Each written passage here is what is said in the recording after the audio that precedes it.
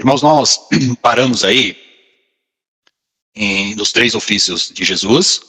Ele como rei, nós já trabalhamos. Ele como sacerdote.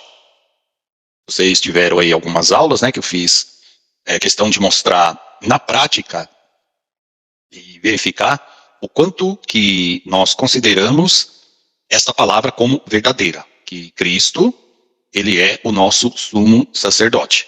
E eu peço para vocês, claro, isso vai depender da memória, do tempo, do esforço de cada um, tentar fazer aí um exercício, principalmente quem tem aí já o material, fazer esses exercícios aqui para vocês fixarem na memória, porque quando nós formos estudar a matéria de soteriologia, que é a doutrina da salvação, eu vou usar muitas dessas ideias que nós colocamos aqui para ficar, né, para tornar mais compreensível para vocês a doutrina da salvação.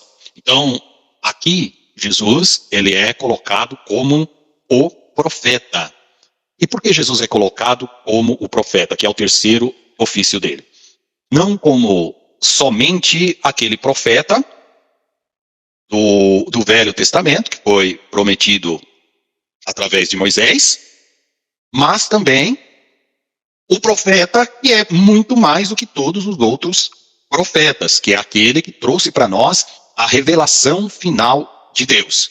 Por isso, e ao falar sobre o ofício de Jesus como profeta, o que sempre nós devemos ter em mente? Esta palavra profeta tem a ideia, tem o sentido de falar em nome de Deus. Então, a palavra profeta no hebraico é navi, que significa aquele comissionado por Deus, aquele enviado por Deus, aquele que fala em nome de Deus. Então, não há maior profeta nesta terra, no sentido daquele que trouxe a maior revelação para nós. Então, Cristo é aquele que trouxe para nós a revelação definitiva, a revelação absoluta, a revelação autoritativa, que é aquela que tem a maior autoridade de todas. E, é claro, Cristo, enquanto homem, ele é diferente dos outros profetas, pelo fato de ele ser o Filho de Deus, aquele que se revelou para nós como o Emanuel, o Deus encarnado.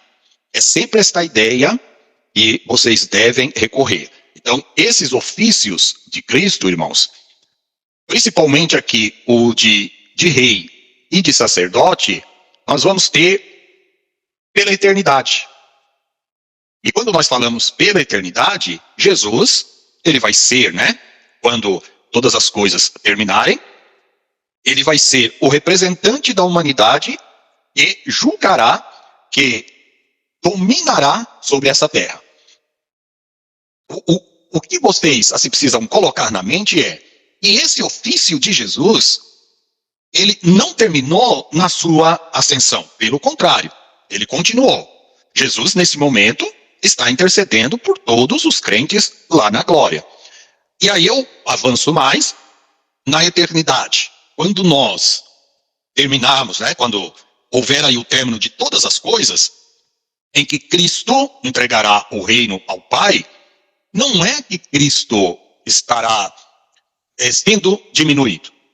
Cristo, ele estará com esta função eterna. Não que ele vai precisar de que nós peçamos alguma coisa. Eu estou falando isso na eternidade, depois que os ímpios forem julgados, eu estou falando na vida eterna mesmo, quando nós viveremos com Deus eternamente, quando todas as coisas, segundo a revelação bíblica, forem encerradas, o diabo ser lançado no lago de fogo, houver o julgamento do trono branco, esta ideia da função de Cristo, o novo Adão, aquele que venceu, ela perdurará por toda a eternidade. Não como função, mas como a marca de Cristo. E ele foi rei, sacerdote e profeta. Eu vou meditar com vocês num texto bíblico e pega muito crente quando chega nessa parte. Deixa eu achá-lo aqui primeiro, para depois nós irmos direto para ele, tá? Eu sei que é Coríntios, não me lembro se é primeiro ou segundo. Deixa eu achar aqui primeiro. E aí vocês vão acompanhar.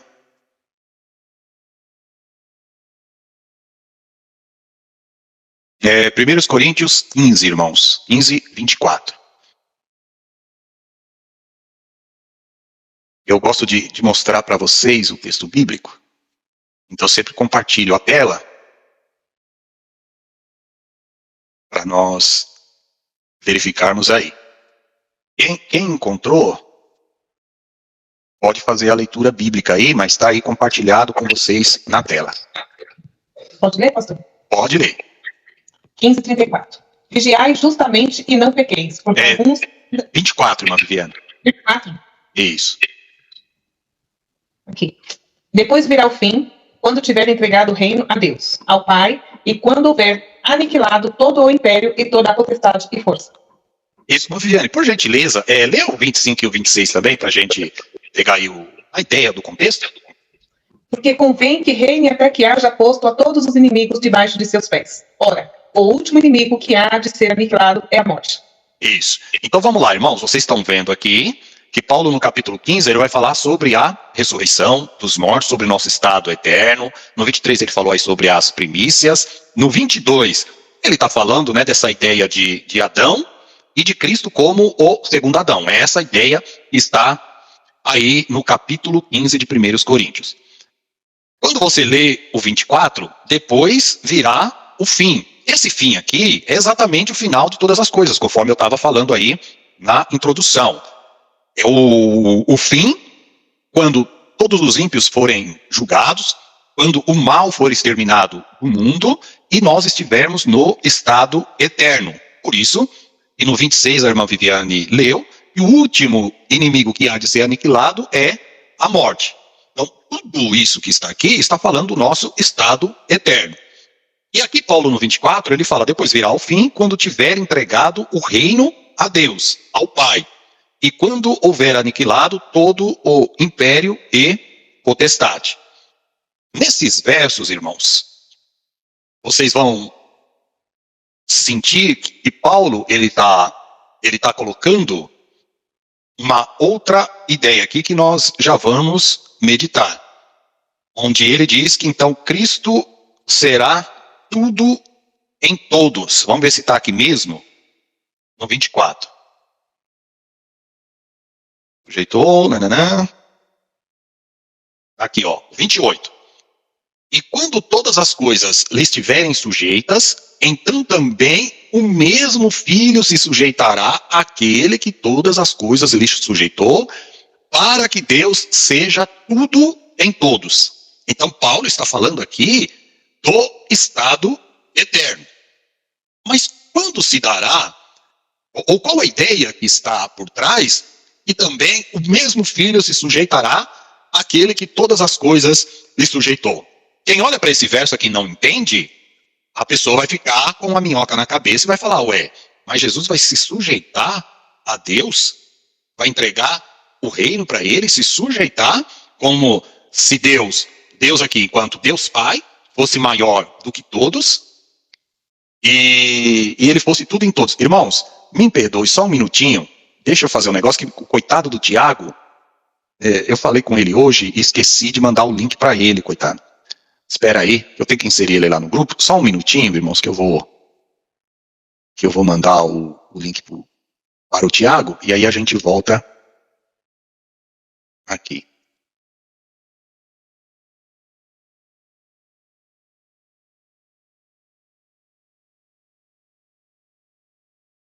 Na hora que ele entrar, eu peço, me desculpo com ele. Então, todas as coisas lhe estiverem sujeitas, então também o mesmo Filho. Olha que expressão que Paulo está dizendo aqui. Lá em cima, ele estava falando de Adão, ressurreição, toda essa questão. E aqui ele usa essa expressão, Filho, se sujeitará àquele que todas as coisas lhe sujeitou, para que Deus seja tudo em todos. Então, eu sempre, no decorrer dessas aulas, tenho ensinado para vocês o seguinte, que em todos os versos que vocês verem e perceberem uma espécie de diminuição, entre aspas, de Cristo em relação a Deus Pai, ou em relação às pessoas da Trindade, como se fosse um esquema de hierarquia, e Jesus estivesse abaixo nessa hierarquia. Porque se vocês olharem aqui o texto, vocês vão perceber o seguinte, que dá-se a impressão de que Cristo está se diminuindo, né? Ou seja, que ele entrega tudo a Deus e se sujeita. Irmãos, o que é se sujeitar a alguém? Alguém pode me falar assim com suas palavras? O que é essa expressão, se sujeitar a alguém? Fazer a vontade do outro. Isso, mais alguém aí? Pastor, Sim? referenciar ao próximo, àquele que se sujeitou. Também? Alguém mais? Se humilhou. Se humilhou. Isso. Então, todas essas questões que vocês falaram, irmãos, sempre está ligada ao quê? A Jesus como o segundo Adão, aquele que corrigiu o que Adão fez lá no passado, quando ele perdeu todas as coisas. O que Paulo está dizendo, está transmitindo aqui para os coríntios, e é claro, por tabela para todos nós, é que Cristo, ele será o nosso representante por toda a eternidade.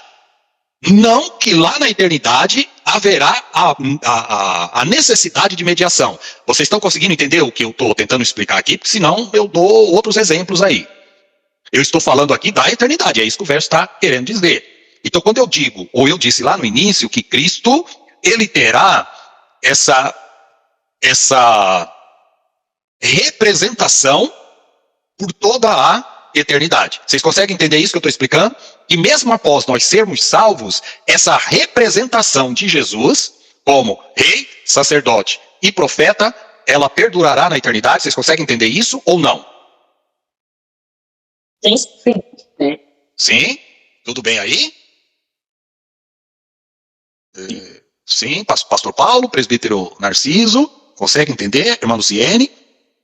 Consigo sim, pastor. Isso, tá? Porque quando eu falo isso, irmãos, dá aquela impressão de que terminou a eternidade, é como se tudo que Cristo tivesse feito fosse colocado de lado, né? É como se fosse assim, não, já fiz tudo por vocês, agora acabou. Tanto é que a ideia que João ele coloca, qual é? A ideia de que Cristo é o Cordeiro que foi morto. Então, João vai sempre, na sua visão lá em Apocalipse, João vai sempre demonstrar essa questão. Deixa eu fazer um parênteses aqui. Tiago, me desculpa, viu? Porque eu mandei aqui no link para os irmãos lá do grupo e acabei esquecendo de mandar para você aí. Aí eu estou no meio, fiz o parênteses aqui, pedi licença para os irmãos, mandei para você aí. Mas hoje mesmo eu já te insiro no grupo aí da FATEBER, e aí o link sempre está por lá, você não vai ter mais esse problema, tá? Tá ótimo, Então, pode ser a todos aí. irmãos, pode responder o Tiago aí. Paz. Oi, senhor Tiago, seja bem-vindo. Tudo bem? Ótimo. Então, Pastor, sim, pastor Narciso. deixa eu só, é bom a gente tirar nossas dúvidas, né? Sim, Estamos na com aula, certeza. para aprender. Esse versículo 28, como o pastor falou, né? Isso. E quando todas as coisas lhe estiverem sujeitas, então também o mesmo filho se sujeitará àquele que todas as coisas lhe sujeitou, para que Deus seja tudo em todos. Certo. O que eu entendo mais ou menos aí, né? Teve uma vez que eu até tive um debate com uma jovem que ela era da Testemunha de Jeová. Então, esse versículo, eles batem muito em cima deles. É por Se isso que eu apoia estou em cima explicando. deles. Por isso que eu estou explicando. Isso aí. Exatamente. Elas abrem a Bíblia dela lá, né? E mostra isso aí. Se a pessoa não tiver uma base, não tiver um conhecimento, uma base sobre isso aí, não adianta. Elas terminam ganhando o crente. O crente vira Jeová, vira Testemunha de Jeová. Então, o que eu entendo nisso aí, queria que o pastor me explicasse também, que eu entendi mais ou menos o que o pastor está passando aí, é que quando acontecer isso aí que Paulo fala, é porque Cristo vai terminar todo o mistério dele, todo o plano de salvação aqui na Terra, né? E também quando derrotar ao próprio Satanás, a própria serpente. Então, quer dizer, a tarefa que eu creio que foi dado para ele como Cristo na sua natureza humana e depois na sua natureza divina depois que ele ressuscitou. Então, eu entendo quando Paulo fala que virá o fim, porque o fim daquilo que foi passado para ele. E Mas depois é que nós não sabemos. Se o pastor pudesse explicar direitinho. isso. Mas entenda, essa linha que você está colocando está entrelaçada nesta ideia que eu estou colocando aqui, ó. Então, vamos lá, vamos pegar todo o contexto, porque é sempre a ideia do contexto aqui, ó. Então, Paulo aqui em cima, né, vai estar falando aí de Jesus, ressuscitou, subiu ao céu, foi visto pelas pessoas. Paulo está falando aí da ressurreição dos mortos, né, trabalhando essa questão. Paulo fala aqui, olha, de Adão, é nessa questão que vocês têm que pegar aqui, ó. Paulo está falando de Adão, que todos morrem em Adão e que todos serão vivificados em Cristo, todos, claro, aqueles que o aceitaram, né? Os nascidos de novo. Porque Cristo é as primícias. Quem já está aí comigo há algum tempo, eu já expliquei aqui sobre essa questão das primícias, que tem a ver até com as festas das primícias. E Paulo, aqui ele está discorrendo, ele está falando, olha, gente, vai acontecer a ressurreição, nós seremos como Cristo. E aqui Paulo está falando dos inimigos que haverão de ser vencidos, tá? Então, Cristo, presta atenção na pergunta, para não responder aí de ímpeto, né? No chute. Todos os inimigos de Cristo já foram derrotados? Não. Não foram, tá? A morte de Cristo proporcionou um futuro de derrota para todos os seus inimigos, mas até o presente momento, os inimigos de Cristo não foram derrotados, tá? Se tivessem sido derrotados, nós não morreríamos. Os crentes que morreram em Cristo não estariam lá ainda, os seus corpos, né, enterrados. Então, Cristo, ele já prenunciou a derrota e a aniquilação de todos os seus inimigos. Mas, no momento, há inimigos que precisam ser derrotados na sua efetividade. Claro que nós sabemos que, pela morte de Cristo na cruz, nós haveremos de ressuscitar, os homens ímpios serão julgados, nós sabemos que Satanás já está derrotado, mas nós sabemos disso porque a própria Bíblia diz que isso acontecerá no futuro. Então, se eu estou falando que isso ocorrerá no futuro, no atual presente, isso ainda não ocorreu. O Paulo está falando aqui no 26, ora, o último inimigo que há de ser aniquilado é a morte. E por que Paulo fala isso? Porque é no juízo, irmãos, do trono branco, que todos os mortos hão de ressuscitar, serem julgados no trono branco e após julgamento, né, serem condenados, e a partir daí não haverá mais a morte, nem dos ímpios, porque todos foram condenados a viver eternamente com Deus, e nem dos salvos em Cristo, e no momento do arrebatamento da igreja, vencerão a morte. Então, a morte, ela vai ter dois estágios, é como se fosse, né, uma luta de boxe, em que a morte vai levar duas bordoadas. A primeira vai ser na ressurreição dos crentes, porque aí ela não vai ter mais poder sobre os salvos em Cristo. A segunda bordoada, que ela vai a nocaute e a morte, é quando Deus requisitar todos os ímpios que hão de sair dos seus túmulos, a morte vai ter que devolver todos eles, Deus os julgará e os lançará no inferno eternamente. Significa dizer que a morte não vai ter mais poder sobre os salvos e nem também sobre os ímpios, porque lá na eternidade eles não morrerão. Por isso que o outro inimigo a ser aniquilado é a morte. Até mesmo o diabo, ele vai ser julgado no finalzinho, julgado e lançado no lago de fogo, no finalzinho do milênio. Então, Satanás vai ser derrotado, aniquilado antes da própria morte. Tudo bem aí? Tudo bem. Ótimo, segue o raciocínio. Porque todas as coisas Deus sujeitou debaixo dos seus pés. Então, Satanás está sujeito, a morte está sujeito, tudo está sujeito, mas ainda não efetivou-se essa destruição. Vamos fazer uma leitura, irmãos. Deixa eu puxar na minha memória. Hebreus, no capítulo 2. Hebreus dá um texto bem mais claro. Tem um texto bem mais claro de Hebreus, tá? Deixa eu achar aqui. Vamos lá, Hebreus, o capítulo 2, do verso 5 ao verso 8. Quem lê para nós aí? Hebreus 2, do verso 5 ao 8. Pode ler, pastor? Pode ler. Hebreus capítulo 2, a partir do verso 5 até o 8. Porque não foi aos anjos que sujeitou o mundo futuro, de que falamos. Segura aí, Mas- pastor. Pastor Narciso, dá uma seguradinha. Irmãos, acostume comigo, tá? Quando eu peço para fazer a leitura e eu interrompo, não é falta de educação. É para ir pontuando e levando vocês ao raciocínio. O que Hebreus está falando aí em todo o contexto está relacionado ao mundo vindouro, no sentido aí da nossa salvação eterna, tá? É só para vocês pegarem o contexto, que o autor aos Hebreus está falando, olha, não foi aos anjos, mostrando a superioridade de Jesus em relação aos anjos. Então ele está dizendo, para os hebreus, não foi aos anjos que Deus sujeitou o mundo vindouro de que nós estamos falando, mas sujeitou a quem? A Cristo. Pode continuar a leitura, pastor, por gentileza. Mas em certo lugar testificou alguém, dizendo, que é o homem, para que deles te lembre. Que é o homem para deles te lembre? Ou o filho do homem, para que o visite? Tu fizeste um pouco menor do que os anjos, de glória e de honra, e coroaste, e o constituíste sobre as obras da tua mão. Todas as coisas lhe sujeitasse debaixo dos pés. Ora, visto que lhe sujeitou todas as coisas, nada deixou que ele não esteja sujeito.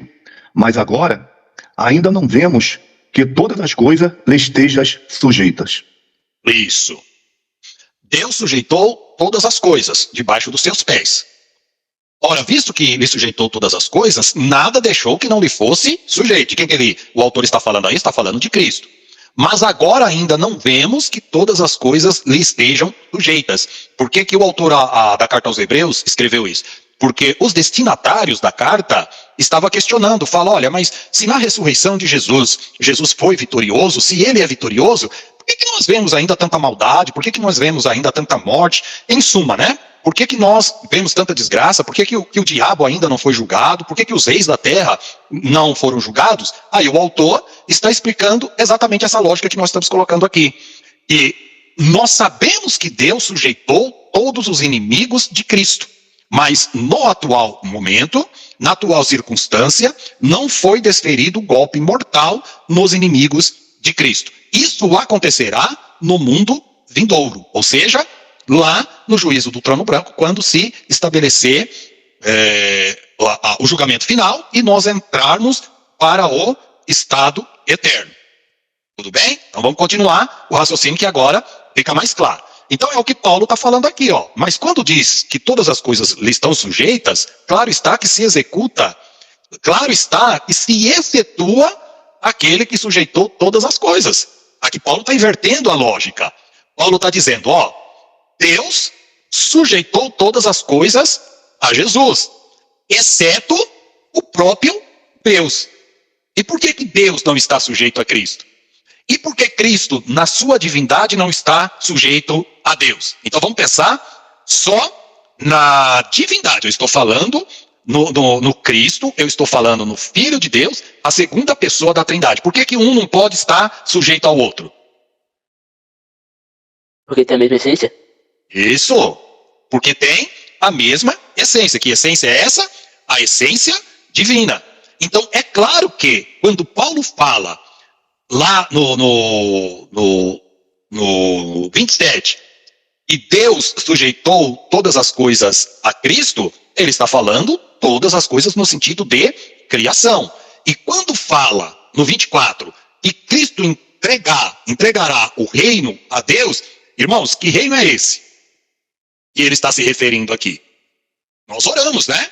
Venha o teu reino. Nós estamos falando aqui no reino celestial, né? A eternidade. Quando todas as coisas realmente estarão sujeitas, como vocês disseram, em obediência, quando todas as coisas estiverem sujeitas a Deus, no sentido de reverência, como diz aí o pastor Paulo, no sentido de obediência, porque agora o diabo não está sujeito a Deus. O homem não está sujeito a Deus. E por que o homem não está sujeito e nem o diabo? Porque todos pecam contra Deus. É o contrário, né? O homem não quer estar sujeito a Deus. Então, na eternidade, somente na eternidade, todas as coisas estarão sujeitas a Deus. E aqui, no sentido de obediência. Podemos continuar o raciocínio? Pastor, Sim. pastor pode explicar esse versículo 9, de Hebreus? Hebreus Hebreus? 2:9? Hebreus 2:9. 2:9? Eu li até o 8. O pastor Isso. poderia dar uma explicação sobre o 9?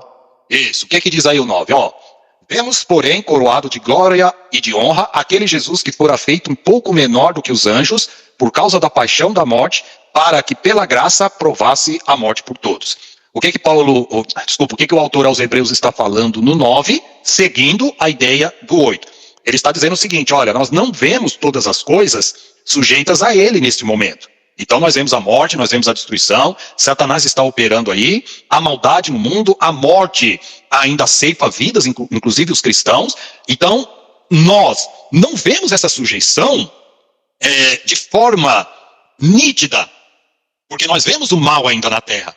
Mas Paulo, o autor aos Hebreus, está instruindo os destinatários da carta, que são os judeus, dizendo: mas vocês podem ter certeza, ele está coroado de glória e de honra.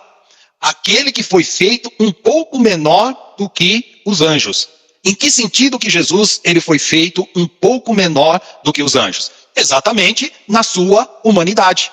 Porque nós, na escala de criação, na escala de poder, nós estamos abaixo dos anjos. Sim ou não? Ou nós temos mais poder do que qualquer anjo? Respondam para mim. Não. Então nós, na escala da criação, nós estamos abaixo dos anjos. Então Cristo, quando ele se tornou homem, ele esteve na nossa condição, abaixo dos anjos.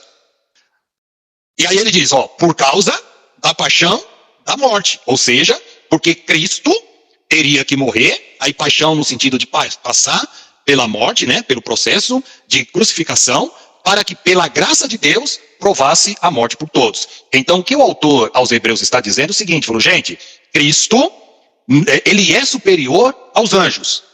Mas as pessoas estavam questionando, mas como que ele pode ser superior aos anjos e ter passado pela morte de cruz? Como que ele pode ser superior aos anjos e ele ter sido um de nós? Então o autor aos Hebreus está explicando que ao mesmo tempo, este Jesus, que é Deus, na sua encarnação, na sua humilhação, teve que se tornar um pouco menor do que os anjos. Tudo bem, presbítero Narciso? Tudo bem, pastor. Tudo bem. Mas irmãos, quando vocês fazem a pergunta assim, faça igual o pastor Narciso, tá? Tire a sua dúvida mesmo. Se eu explicar, você não entender, fala, pastor, clareia um pouco mais para nós, e aí a gente vai clareando. Porque a cristologia, ela é de suma importância.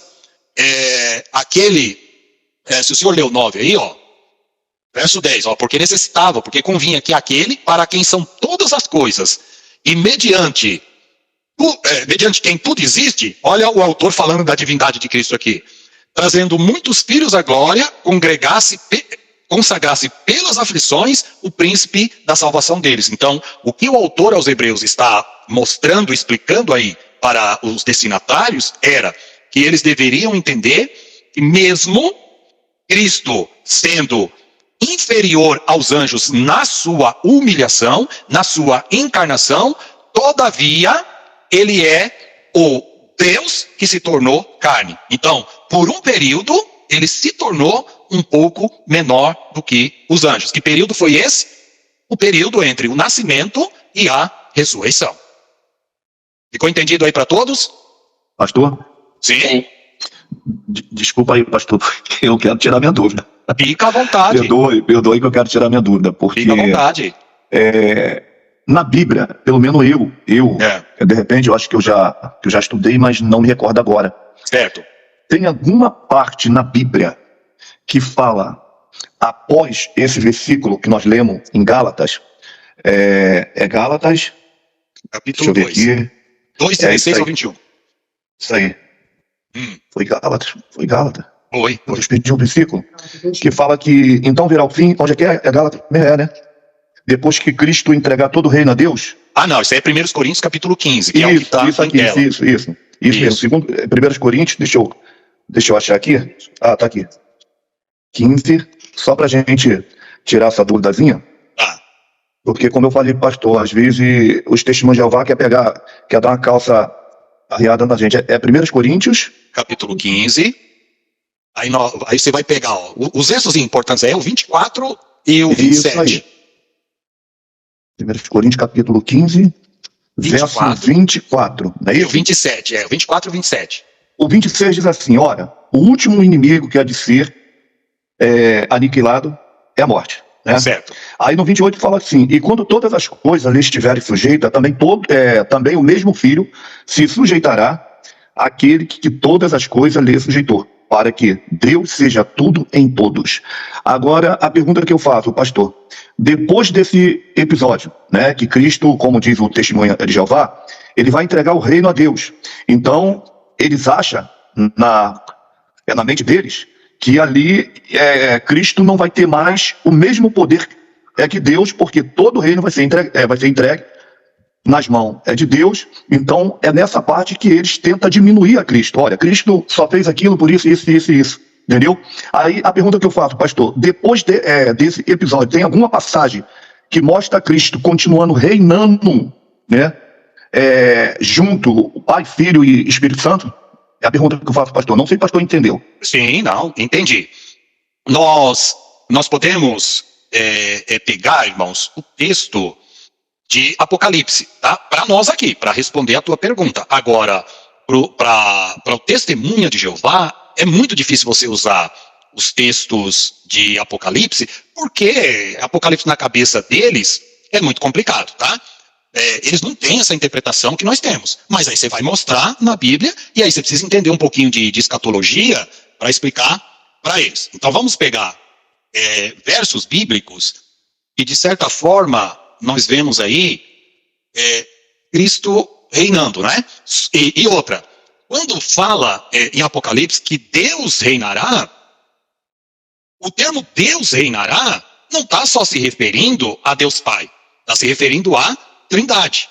Mas eles não acreditam na Trindade. Então, vamos pegar aí, por exemplo,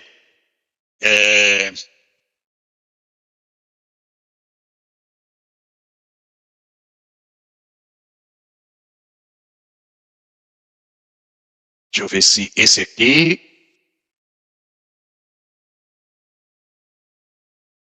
Vai ter que pegar, irmãos, assim, versos paralelos aí. Então vamos pegar Apocalipse 20, do 10 ao 15. Pega o texto bíblico de vocês, só que aí eu vou ter que pegar, assim, partes, tá? Vocês acompanham aí, eu só vou fazendo a leitura aqui e vocês vão acompanhando.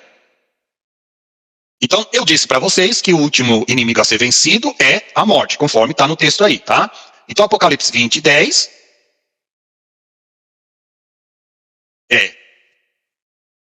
E viu os mortos grandes e pequenos que estavam no trono, e abriram-se os livros, o 20, 12 aí, tá? Que é o da vida. E os mortos foram julgados pelas coisas que estavam escritas nos livros, segundo as suas obras. Olha aí, ó. E deu o mar. Aqui a morte está sendo aniquilada. Olha o verso 14. E a morte e o inferno foram lançados no lago de fogo. Esta é a segunda morte. E aquele que não foi lançado, que não foi achado escrito no livro da vida do Cordeiro, foi lançado no lago de fogo. Aqui é a destruição da morte. Então, aqui termina o que nós chamamos aí o final de todas as coisas. Então, se nós estamos falando no final de todas as coisas, nós podemos pegar Apocalipse 21. Vamos aqui, aí eu posso mostrar para vocês aqui na tela. Apocalipse, o capítulo 21. Abram aí. Apocalipse 21, a gente começa pelo 21 e vai trabalhando. 21, verso 1. Vocês estão vendo aí ou preciso compartilhar? Vocês estão vendo aí, né, a Bíblia? Ou não? Estamos vendo, estamos vendo. Tá. Então vamos lá, ó. E vi novos céus e nova terra. Olha o que diz o verso 1. Porque já o primeiro céu e a primeira terra passaram, e o mar já não existe. Então toda a estrutura que nós conhecemos acabou. Então vamos lá, respondam para mim. Apocalipse 21, verso 1. A morte, o diabo já foi julgado? Sim. Já. Já. Sim. A morte já foi aniquilada? Sim. Já. Sim. Já. tudo aqui acabou. Os ímpios foram julgados, acabou. Aqui já é o estado eterno, tá? E quando nós falamos aqui sobre o estado eterno, nós vamos ver que a partir daqui nós trabalharemos com uma ideia do Deus Santo, do Deus Poderoso, só que aqui, irmãos, não necessariamente nós encontramos diretamente a pessoa do Espírito Santo, a pessoa do Filho e a pessoa do Pai.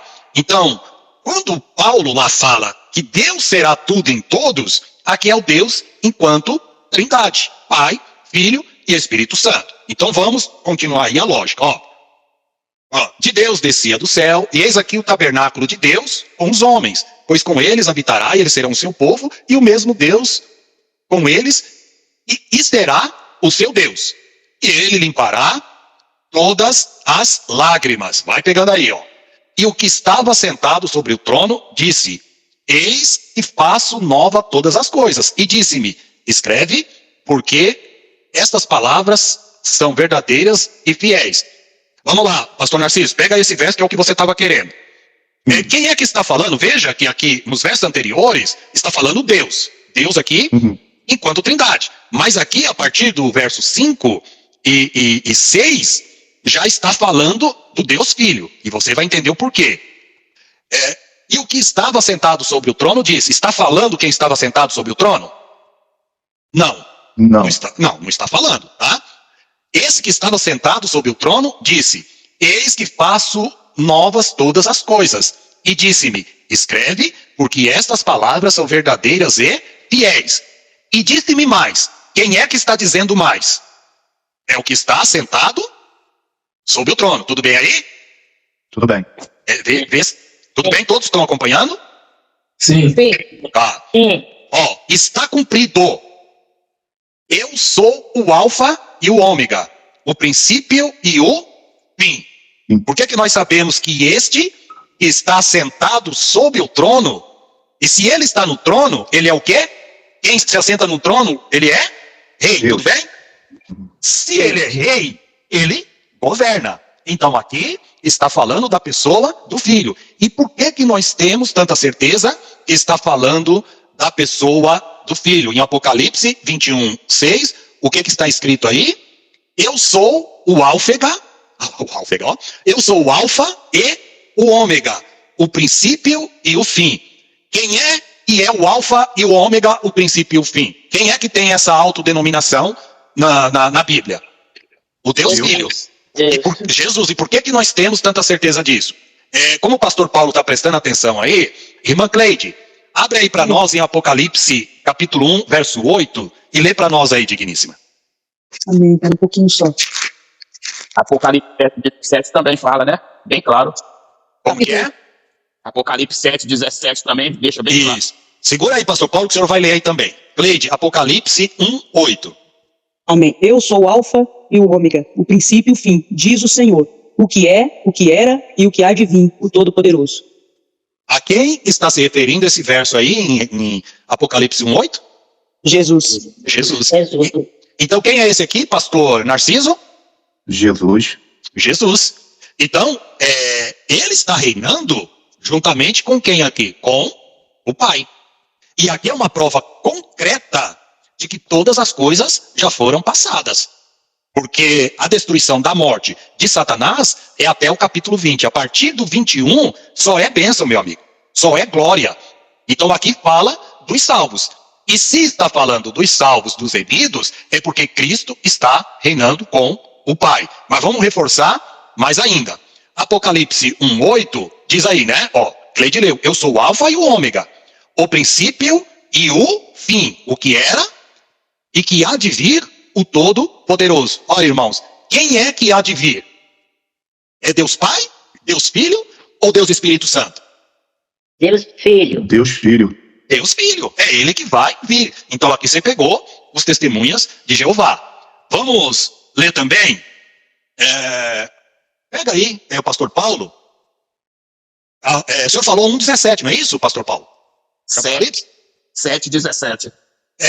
Mas lê para nós antes do 7:17, lê para nós o 1:17. E depois que eu ler o 7:17.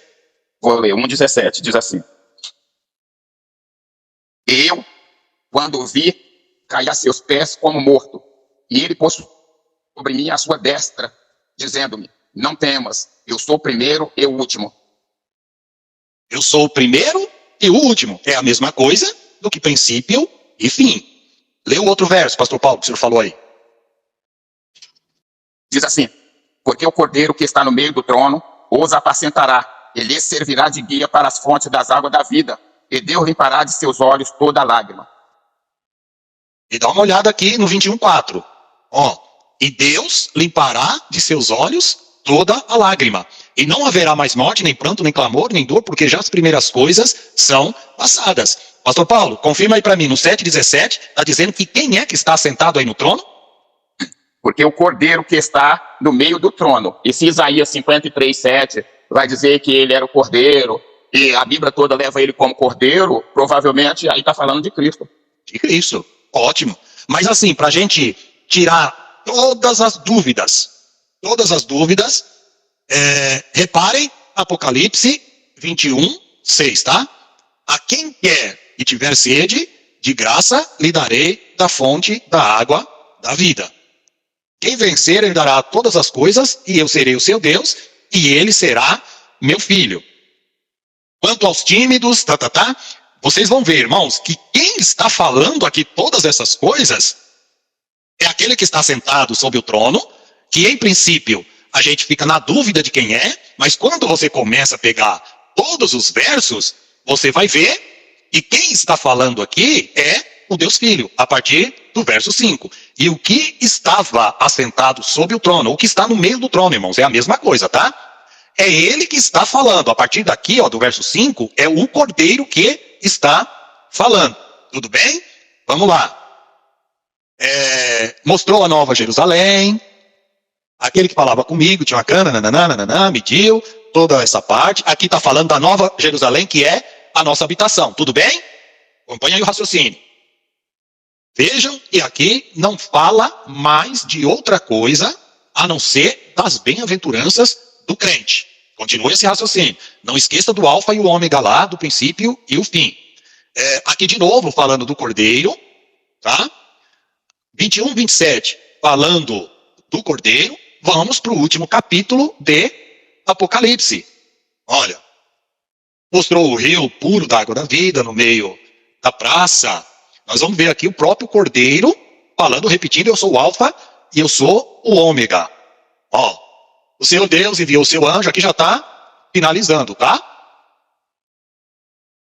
Eis que cedo venho. Quem é que está dizendo aqui, irmãos? Eis que cedo venho, meu galardão está comigo para dar a cada um segundo a sua obra. Quem é esse que cedo vem? Jesus. Jesus. Muito bem. Olha que lindo, 22:13, pastor Narciso. Eu sou O alfa e o ômega. o princípio E o e o fim.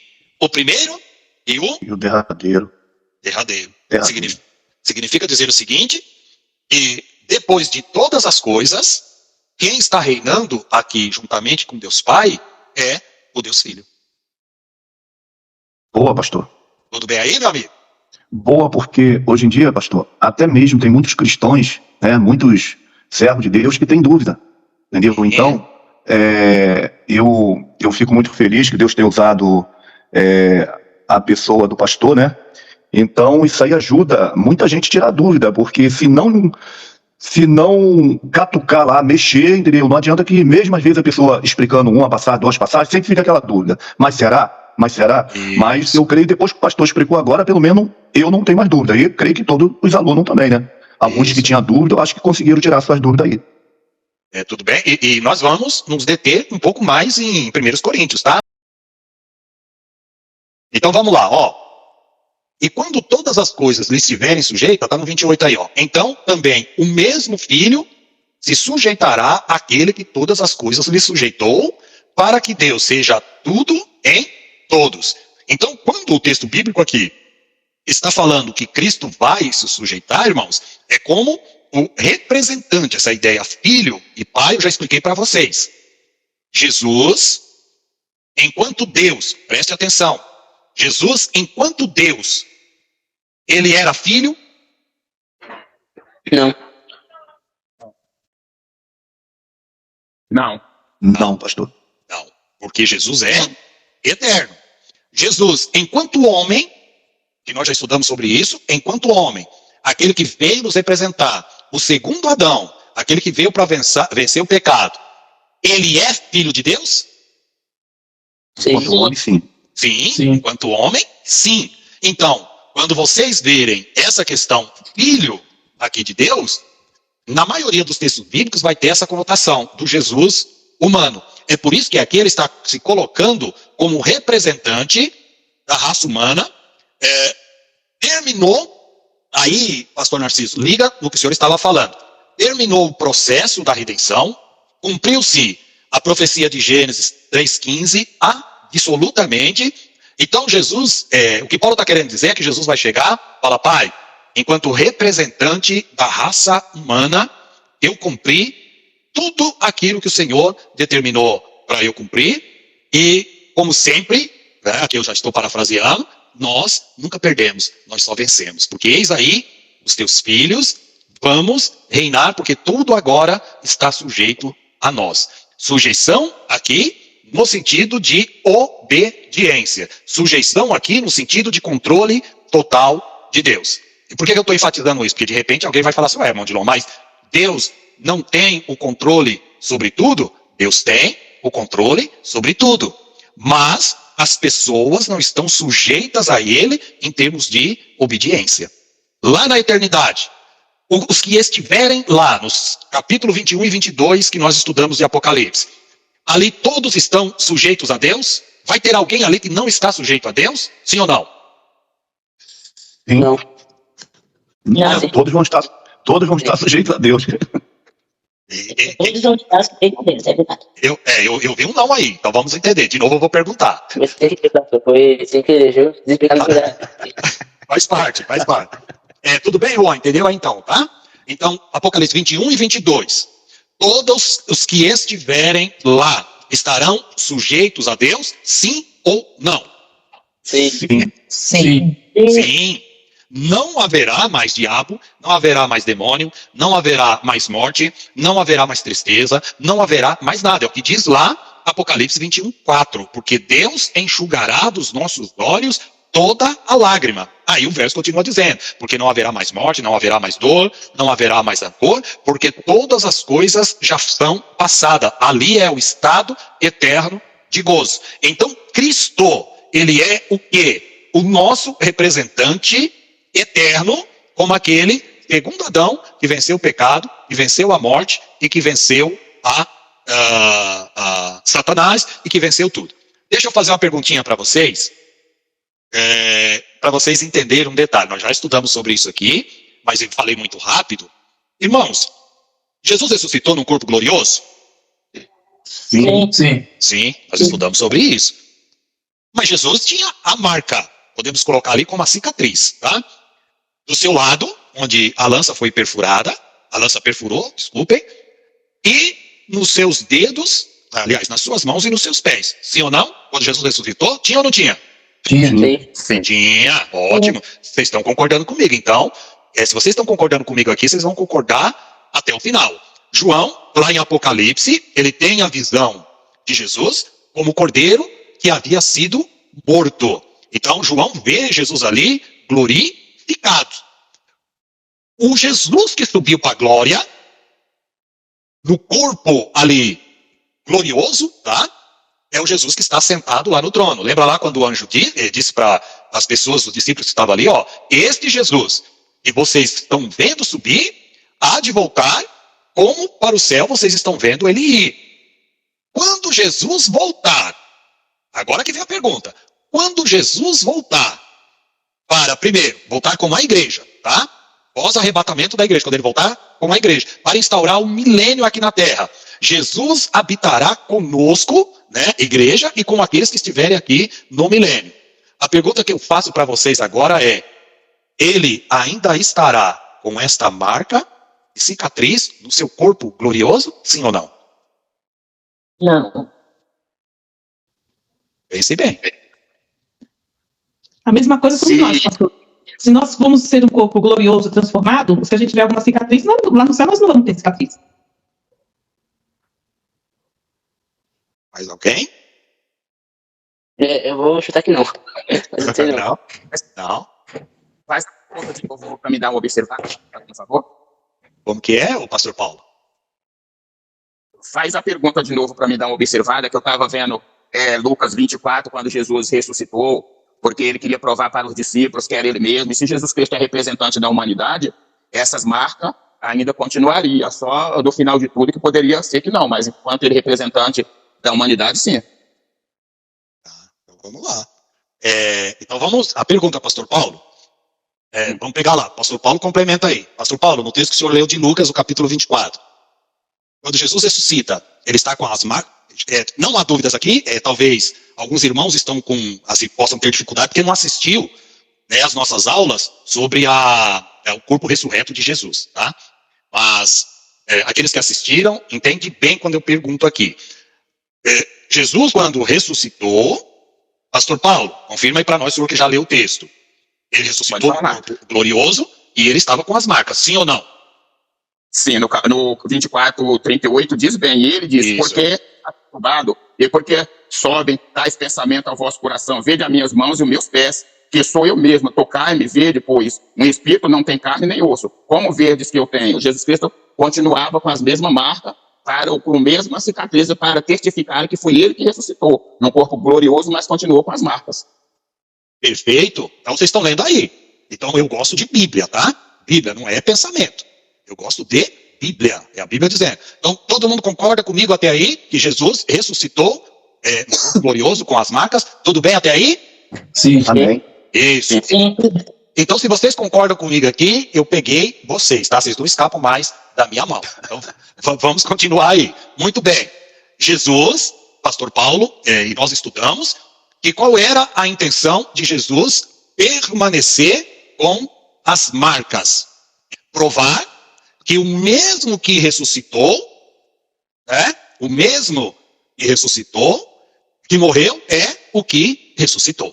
Certo? Muito bem. Jesus continuou aparecendo para os discípulos. Ali, vocês conhecem e tal. Paulo vai dizer que ele ficou por mais de 40 dias, né? Apresentou-se ali a mais de 500 irmãos, todos viram, e ele falava, olha, eu sou Jesus. Tomé disse, se eu não for lá, não tocar, não colocar a minha mão. Acha aí para nós, pastor Paulo, essa parte aí, por gentileza. Se eu não tocar a mão ali, na ferida, onde foi feito ali, eu não vou acreditar. Por isso que Jesus fala, ó, toque aqui, você vai ver que eu sou o mesmo. Tudo bem. Muito bem. Jesus foi assunto ao céu. Tudo bem? Jesus subiu ao céu. Com este mesmo corpo, tá? Jesus não mudou o corpo. Ele está com esse corpo glorioso, glorificado. Bom, aqui Apocalipse, capítulo 1, a partir do 9, João vê quem, irmãos? Jesus, certo? Olha lá, ele vê Jesus ali glorificado, tá? E quando vi, caiu aos seus pés como morto. Tá? Então, João está vendo aqui o Jesus glorificado. Ó, e o que vive, o imorto. Tudo bem. Vocês não estão vendo, e eu nem posso afirmar, porque a Bíblia não está dizendo, que aqui está Jesus com as marcas. Mas olha aí o que ele fala. Eu que fui morto, mas eu vivi. Deixa eu pegar aqui outro texto para nós visualizarmos aqui, ó.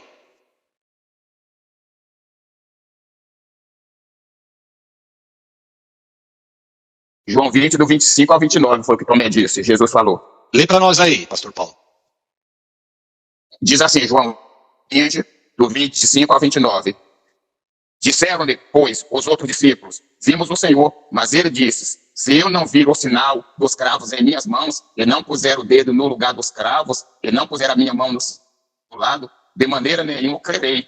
E 8 dias depois estavam, outra vez, os seus discípulos dentro com eles. Tomé chegou, Jesus estando as portas fechadas, e apresentou-se no meio e disse, paz seja convosco. Depois disse a Tomé, põe aqui o dedo e vê a mão. Chega a tua mão e põe-na do lado. E não seja incrédulo, mas crente. Tomé respondeu e disse, Senhor meu e Deus meu. Disse-lhe Jesus, porque me viste, Tomé, crente. Bem-aventurados os que viram e creram.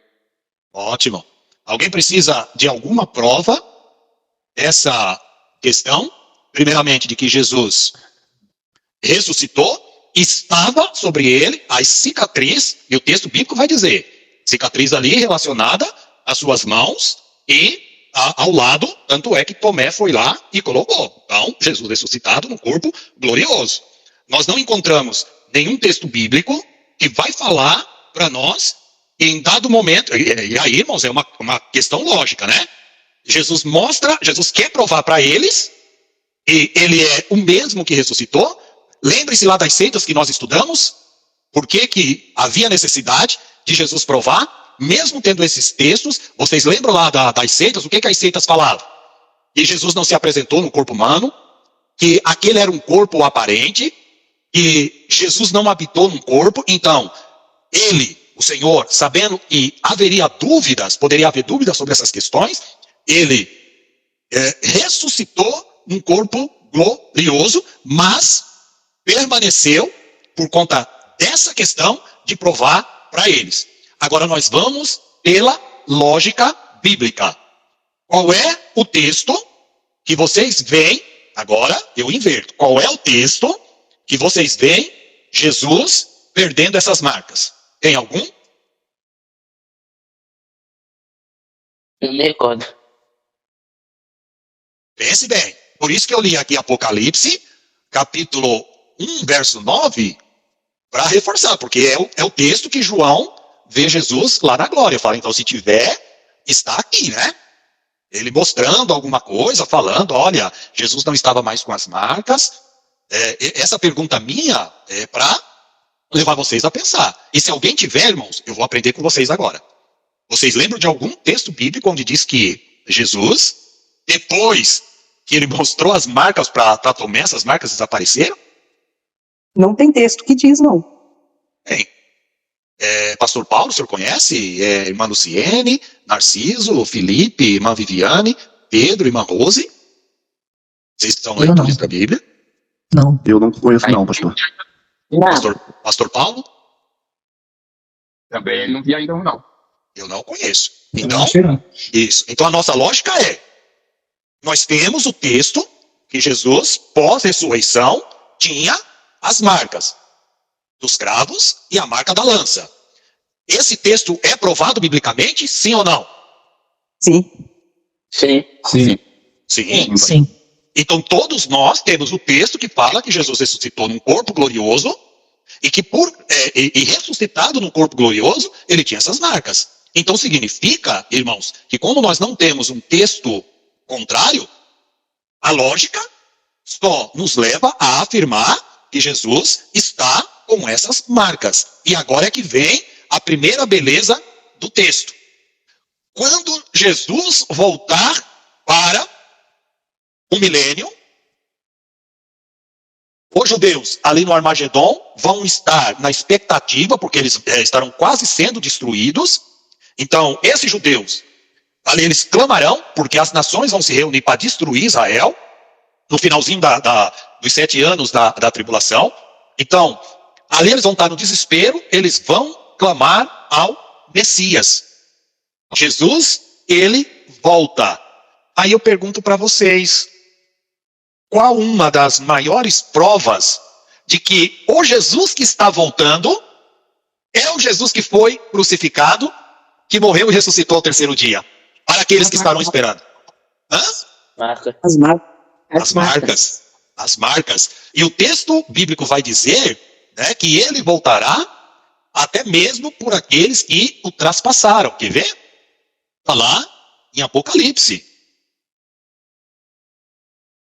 Deixa eu achar aqui. Passaram. Se essa aqui é a minha... alguém digita aí no Google, irmãos, porque a minha versão deve estar diferente.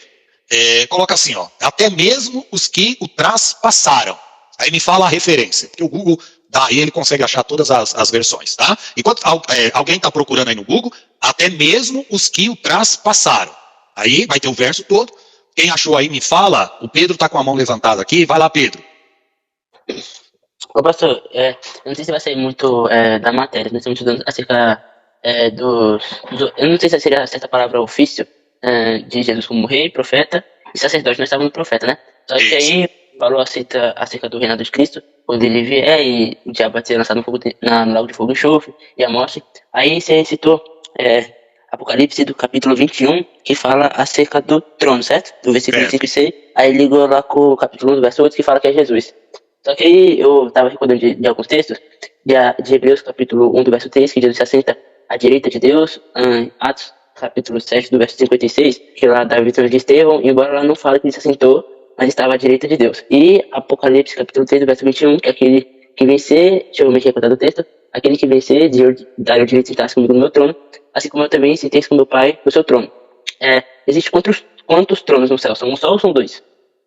A ideia de trono, irmãos, aí vocês têm que pegar essa ideia de trono como se fossem os tronos antigos, tá? Era comum os tronos antigos. Imagina um sofá de 3 lugares. Dependendo do tipo de reino, não é como aquele trono que só tem uma pessoa só. Por que a ideia do trono no céu, você tem que unificar 3 tronos, tá? Então, quando nós falamos de trono no céu, nós temos que pensar, irmãos, é claro que aqui nós estamos usando uma linguagem metafórica, mas para que vocês entendam essa linguagem metafórica. Eu já ensinei para vocês que estão com um pouco mais de tempo comigo, que não são 3 deuses, e sim um Deus e quantas pessoas? 3. 3 pessoas. Então, quando vocês pensarem nessa ideia de trono, vocês vão pensar ou num trono com 3 lugares, como se fosse um sofá de 3 lugares, ou num trono individual, mas a gente pode colocar um ao lado do outro. Então, quando Jesus fala que ele vai se assentar no trono do Pai, ele quer dizer que ele também terá o poder de dominar todas as coisas. Então, é essa que é a ideia. Claro que fica até difícil essa linguagem metafórica, porque a Bíblia vai usar uma linguagem humana para se referir ou para demonstrar aquilo que está lá no céu. Porque nós não sabemos se é um trono mesmo, irmão. Deus não precisa disso, né? De estar sentado no trono, como eu estou na cadeira, não sei se vocês estão em cadeiras aí assistindo a aula. Isso é uma linguagem metafórica, tá? Deus assentado, porque isso está na nossa cabeça. E a Bíblia vai usar essas expressões como uma metáfora, como um simbolismo. Não necessariamente, quando nós chegarmos lá no céu, vai ter um trono ali bonitinho, tá bom? É feito de um material humano. O que nós entendemos é que há algo semelhante a essa estrutura que nós temos aqui, né? Porque a Bíblia, de Gênesis a Apocalipse, vai falar do trono de Deus. Só que como é esse trono, nós não sabemos. E aí começa, assim, os pensamentos a falar, mas como que é esse trono? Nós só conhecemos o padrão dos tronos da terra. Agora, esse trono celestial, nós não sabemos o formato dele, nós não sabemos como que ele é. Mas se nós pegarmos uma linguagem humana para dizer como esse trono que é o que eu estou tentando fazer aqui com vocês teriam que pensar mais ou menos num sofá, tá? É metáfora, tá? Simbolismo. De 3 lugares, ou um trono, né? Uma poltrona individual, mas cada um do lado da outra, e quando você olha, você vê 3 pessoas assentadas. Se vocês já assistiram aqueles filmes épicos, tem casos lá do rei está sentado e o filho está sentado do lado dele, a esposa está sentada do lado dele. Já viram esses filmes assim? Sim. Sim.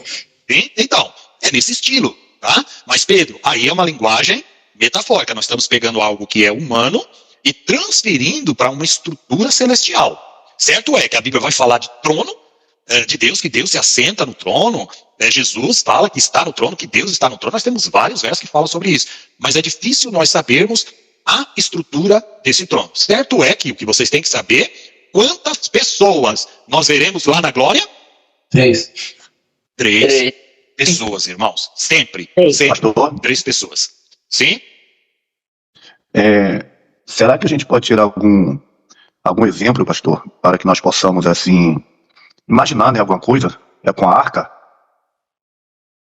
Então, mas Da arca? não dá, porque ali tudo que era arca era símbolo, né? Tanto é que a arca da aliança, como nós vimos lá na aula sobre o tabernáculo, que os judeus criam que Deus se assentava ali, mas aquilo é tudo tipologia, né? Aquilo é tudo símbolo. Porque Deus não está sentado sobre uma arca. Né? Aquilo era o quê? Uma simples sombra, uma simples metáfora, um simples simbolismo, que no céu é totalmente diferente. Era tudo símbolo. Tá? Entendi. Tudo bem aí, Pedro? Sem problema. Tá? Ótimo. Vamos voltar lá para 1 Coríntios? Vamos lá. Rapaz, a aula está como... Pastor, Apocalipse 1, pergunta, em Apocalipse 1:7. O que diz lá, Apocalipse 1:7? Vamos ver. Sobre quando Jesus voltar, diz assim: eis que vem com as Isso. nuvens, o olho ouvirá, até mesmo os que os transpassaram, e todas as Isso. tribos da terra se lamentarão sobre eles. Sim, amém. Então vamos lá. Eis que vem com as nuvens e todo olho o verá. Então o todo já está aqui. Mas por que a Bíblia ela faz questão de dar uma ênfase? Até mesmo os que os transpassaram. Por isso que eu pedi para Pastor Paulo. Obrigado, Pastor Paulo. Já tinha esquecido aí esse verso. Olha o que diz a Nova Tradução na linguagem de hoje. Desse mesmo verso aí, tá? 1:7. Olhem, ele vem com as nuvens, todo verão. Até mesmo os que o atravessaram com a lança. Todos os povos do mundo chorarão por causa dele. Certamente será assim. Amém. NVI, eis que vem com as nuvens, e todo olho verá, até mesmo aqueles que, tudo bem, NVI, tá? Traspassaram. Então vamos pegar aqui, irmãos, essa traspassaram no original. 1574. Vamos pegar aqui. Deixa eu. 1574. Traspassaram. No grego, significa a palavra transpassar, tá? Kenteu, no grego, traspassar, significa curar, trespassar ou penetrar. Aí eu pergunto para vocês, aqui nesse sentido, quando a Bíblia fala até mesmo os que o traspassaram, apesar de ser o soldado romano, aqui está se referindo aos judeus e não aos romanos. Porque aqui está falando de Jesus. Então, irmãos, a ideia aqui é que os judeus, eles tenham esta visão de falar, rapaz, este Jesus que a gente nunca acreditou, ele sempre foi o nosso Messias. E uma prova visível para eles vai ser exatamente, irmãos, as marcas nas mãos, nos pés e também do lado. Aí a irmã Viviane fez uma colocação interessante. O raciocínio dela foi, da mesma forma que nós vamos ressuscitar e nós não vamos ter nada no nosso corpo, ela raciocinou, assim também Jesus. O raciocínio dela, um raciocínio interessante, mas a diferença é, nós, enquanto crentes, precisamos provar alguma coisa na vinda de Cristo, irmãos? Nosso corpo glorioso? Não. Mas essas marcas de Cristo serão uma prova visível, da mesma forma que ele se apresentou para os discípulos, com a prova visível. Os discípulos eram judeus? Sim ou não? Sim. Sim. Sim. Então essas marcas eram uma prova visível para os judeus de que ele era o mesmo que morreu, que foi crucificado e que ele ressuscitou. Então essas marcas permanecerão, irmãos. Aí que vem a segunda beleza. Eu disse que a primeira era uma marca visível para os judeus que estiverem aqui no período quando Jesus voltar com a igreja para estabelecer o milênio, uma marca indelével, que não se pode apagar, uma prova visível de que o Messias que eles irão receber é o mesmo Messias que nós pregamos hoje e que eles não creem. O segundo ponto é que em nenhum outro lugar da Bíblia, nem Apocalipse 22, nem Apocalipse 21, fala que essas marcas foram tiradas. E aí, irmãos, está a beleza. Porque as marcas de Jesus, aleluia, as marcas de Jesus nos pés, nas mãos e do lado, irmãos, mesmo no corpo glorioso, serão uma lembrança eterna e gloriosa do Cordeiro de Deus que tirou o pecado do mundo. Será uma lembrança gloriosa para nós, olharmos para ele. Aí eu vou falar para o pastor Narciso, vou falar para a Cleide, né? Estou aqui viajando na beleza da salvação. Vou falar para o Felipe: ô Felipe, lembra lá quando nós estávamos estudando? Ô irmã Rose, a senhora lembra quando nós estávamos estudando, que nós estudamos esse mistério aí? Dá uma olhada ali, olha que marca linda que ele tem, olha que cicatriz maravilhosa. É por aquelas marcas é que nós fomos sarados. Lembra o que Isaías vai falar para nós? Pelas suas pisaduras. Ou seja, o que são pisaduras? Feridas. Aí nós vamos falar: ô pastor Paulo, pastor Narciso, é por conta daquelas pisaduras são feridas, aquelas marcas, aquelas cicatrizes que nós temos hoje o direito de viver com ele eternamente. Irmão, se não der um glória, eu vou dar 0 para todo mundo. Glória a Aleluia. Deus, aleluia. Ô glória, coisa maravilhosa, irmãos, é muito gratificante, né? Sim. O senhor está falando assim, dessa forma, né? Quando a gente estiver lá na glória, a gente fala, lembra essas coisas. O senhor fala isso numa questão de brincadeira ou o senhor fala isso numa questão de verdade? Verdade, totalmente. Você acha que quando estivermos na glória nós vamos lembrar de tudo que aconteceu aqui? Irmã Viviane, com certeza, quando eu dou aula sobre escatologia, dou estudo nas igrejas sobre escatologia, dou aula para os alunos de escatologia, não tem uma vez que não me faz essa pergunta, tá? Só que essa pergunta vai ficar no óleo. Quando nós estivermos estudando a matéria de escatologia, eu vou responder essa questão e vocês nunca mais terão dúvida, tá? E essa matéria aqui, da ressurreição de Cristo, é uma prova cabal do que eu vou responder para vocês, tá bom? Mas vamos deixar para a matéria de escatologia. O que eu estou dizendo aqui é real, nós nos lembraremos de tudo. Só que só vou explicar os detalhes quando chegar a matéria de Apocalipse. Irmãos, 2 minutos, rapaz. Eu nem percebi que a gente já estava chegando. Eu vou fechar com Apocalipse. Desculpa, Apocalipse não, tá? Só voltem lá no texto, só para a gente concluir aquele texto que ainda dá tempo. 1 Coríntios, no texto que nós estávamos, 15, 28. Para que sejam tudo em todos. Irmãos, dá agora para vocês entenderem, e por conta... agora dá para me fechar com chave de ouro com vocês. Eu comecei a aula dizendo para vocês o seguinte, que esse ofício de profeta, aquele que nos trouxe a revelação de Deus, que o ofício, Felipe, pode usar esse termo ofício, que o termo correto é esse mesmo, tá? O ofício de sacerdote e o ofício de rei, Jesus levará para sempre, não como uma necessidade.